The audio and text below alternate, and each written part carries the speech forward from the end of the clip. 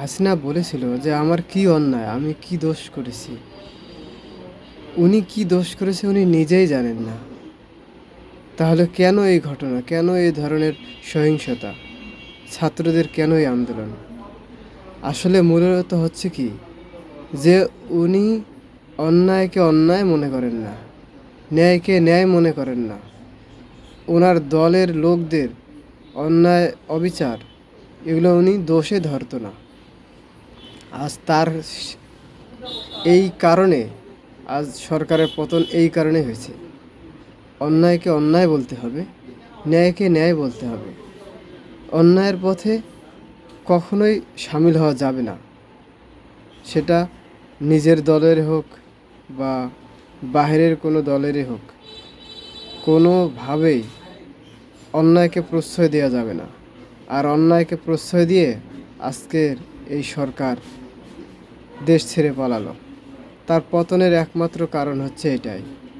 অন্যায় ন্যায় এটা দেখেই চলতে হবে, এটা দেখেই কথা বলতে হবে। উনি প্রধানমন্ত্রী হয়েছেন, ওনার ওনার দলের লোক, ওনার দলের লোক অন্যায় করে তার কোনো প্রতিবাদ করেন না। উনি আর পার্টি ভাড়া করে নিয়ে আসেন, আরও আশ্রয় দেয়, প্রশ্রয় দেয়। এজন্যই আজকে তার পতনটা ঘটেছে। এরকম যদি আগামীতে কোনো সরকার আসে, যদি সেই সরকারেরাও যদি এমনটা করে, তাহলে তখনও তাদের পরিস্থিতি এই সরকারের মতো হয়ে যাবে। এটা সত্য, চিরন্তন সত্য, এটা মিথ্যা নয়। অন্যায়কে অন্যায় বলতে হবে।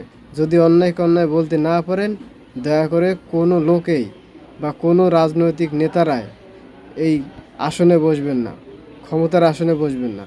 ক্ষমতার আসন বসতে হলে তাদেরকে ন্যায়ের কথা বলতে হবে, অন্যায়ের বিরুদ্ধে দাঁড়াতে হবে।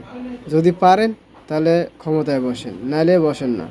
আমরা সাধারণ মানুষ এমনিতেই ভালো আছি।